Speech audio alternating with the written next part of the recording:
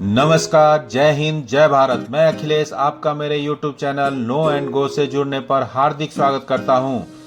आज के इस वीडियो में आप देखेंगे राष्ट्रपति भवन, लाल किला, ताजमहल और संसद भवन को बेचने वाले देश के सबसे बड़े ठग से जुड़ी कहानियों के बारे में।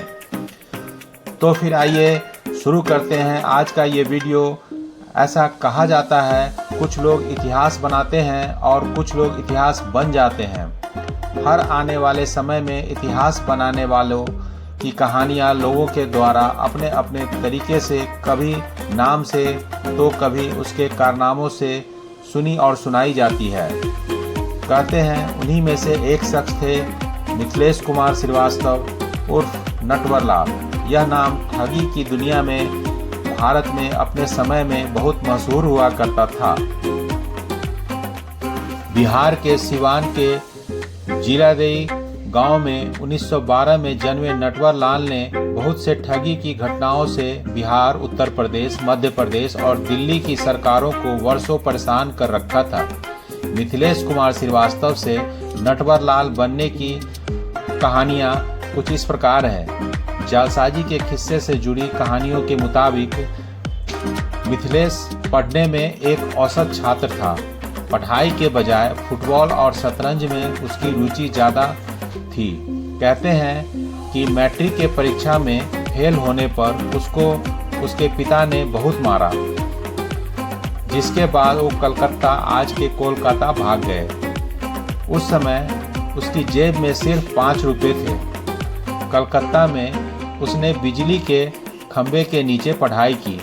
बाद में सेठ केशवराम नाम के एक बंदे ने मिथिलेश को अपने बेटे को पढ़ाने के लिए रख लिया। उसने सेठ से अपनी स्नातक की पढ़ाई के लिए पैसे उधार मांगे, जिसे सेठ ने देने से इनकार कर दिया। सेठ के इनकार करने से वह इतना चिढ़ गया कि उसने रुई की गांठ खरीदने के नाम पर सेठ से 4.5 लाख रुपए उस जमाने में ठग लिया था। एक और घटना के मुताबिक कहते हैं कि एक बार उसको उनके पड़ोसी ने बैंक ड्राफ्ट जमा करने के लिए बैंक भेजा। वहां जाकर उसने अपने पड़ोसी के हस्ताक्षर को हूबहू कॉपी किया। उस समय उसको पहली बार लगा कि वो जालसाजी का काम कर सकता है। उस दिन के बाद उसने कुछ दिनों तक अपने पड़ोसी के खाते से समय समय पर पैसे निकालना शुरू कर दिया।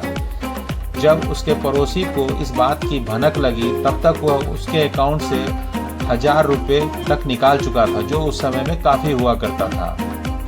पता चलने के बाद वह कोलकाता चले गए और वहां जाकर कॉमर्स से ग्रेजुएशन किया। साथ ही शेयर बाजार में भी दलाली का काम करने लगे। नटवरलाल एक प्रसिद्ध भारतीय ठग था। उसने ठगी में 3 बार ताजमहल, 2 बार लाल किला, 1 बार राष्ट्रपति भवन और 1 बार संसद भवन तक को बेच दिया था। राष्ट्रपति राजेंद्र प्रसाद के फर्जी साइन करके नटवरलाल ने संसद भवन तक को बेच दिया था। जिस समय संसद भवन को बेचा था, उस समय सारे सांसद भवन में ही मौजूद थे।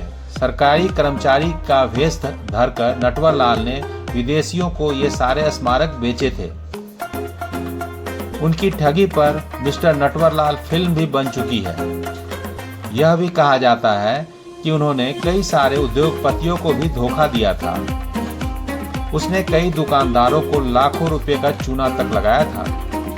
दुकानदारों से बड़ी संख्या में सामान लेकर उसे नकली डिमांड ड्राफ्ट पकड़ाकर और भुगतान कर दिया करता था।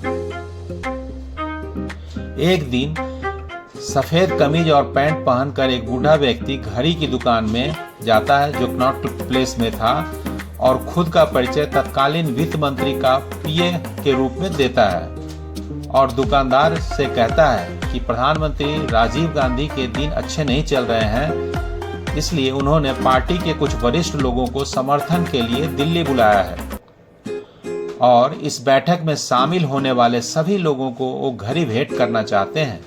तो मुझे आपकी दुकान से 93 घड़ी चाहिए।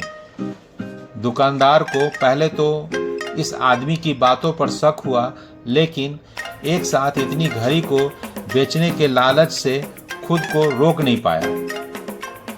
कहते हैं अगले दिन वो बूढ़ा आदमी घड़ी लेने दुकान पहुंचा।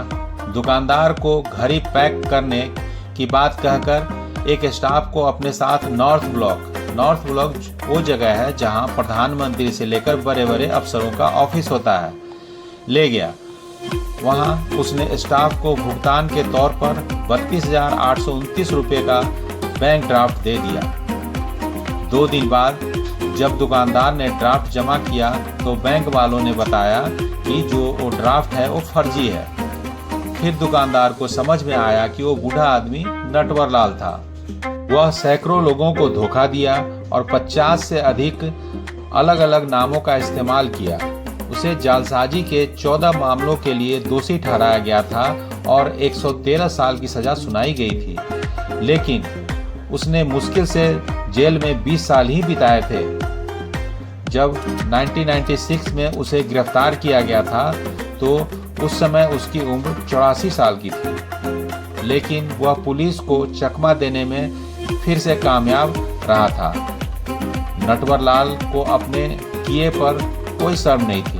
वह अपने आप को रॉबिन हुड मानता था। कहता था कि मैं अमीरों को लूटकर गरीबों को देता हूँ। उसके गांव के लोग भी उससे काफी प्रसन्न रहते थे।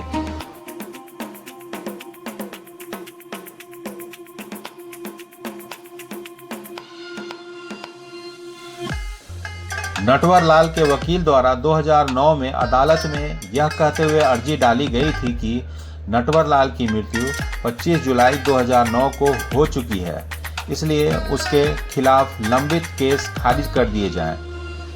नटवर लाल के छोटे भाई गंगा प्रसाद, जो कि गोपालगंज में रहते थे, का भी कहना था कि नटवर लाल का अंतिम संस्कार रांची में कर दिया गया है।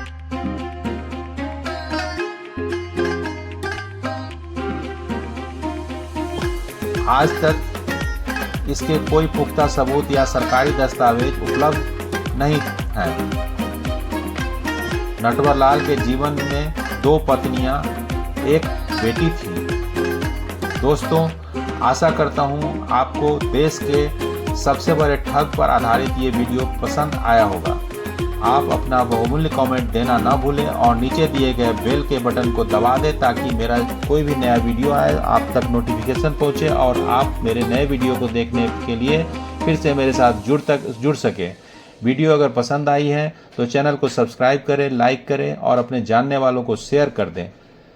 वीडियो को देखने के लिए यहाँ तक बहुत बहुत धन्यवाद।